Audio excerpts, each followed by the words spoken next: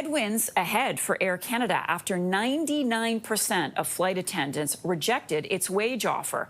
Last month, the flight attendants defied Ottawa's back-to-work legislation, forcing the employer back to the bargaining table where a tentative deal was reached.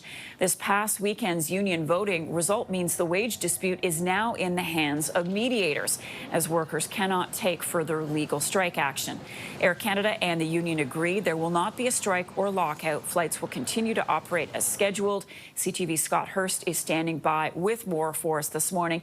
So, Scott, flight attendants resoundingly said no to this offer. How come? Marcia, 99.1% to be exact, arguing against ratifying this agreement.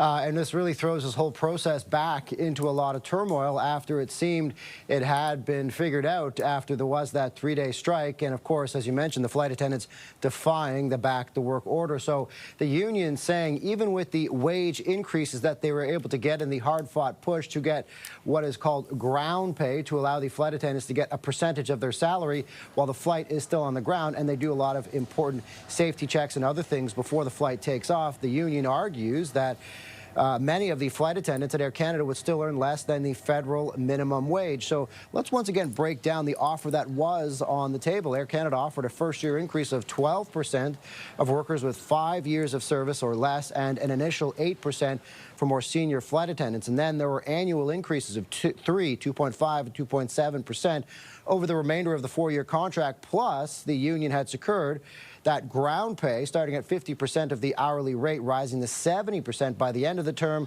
for up to 1 hour or more, depending on the type of aircraft. So that was the deal that the union members were voting on, and that was the deal that 99.1% voted against ratifying. So in a statement announcing the contract rejection, the union also calling into question the role of the government, calling it, quote, corrosive in its reaction to quickly force the union members back to work. Of course, Marcia, you remember just a short time ago, union members defied the back-to-work order, and then there was a 3-day strike that left thousands of passengers caught in the middle, forcing them to scramble, make other plans, or ultimately stranding a fair amount of passengers as well, Marcia. Right. So before you go, let's just put a fine point on this. There won't be further strike action, correct? Yeah, according to the airline, both sides have agreed that no labor disruption could be initiated. So right now, there won't be any strike action. So for passengers who have flights on Air Canada, they won't have to worry about their flight being disrupted for now. Of course,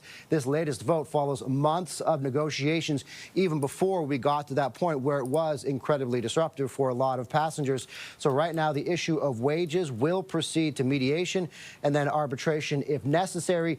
The union, as part of its statement announcing the rejection of the contract, also said this is only the beginning, despite the gains that they had already been able to get in wages and, of course, ground pay as well. All right, Scott, thanks for that. The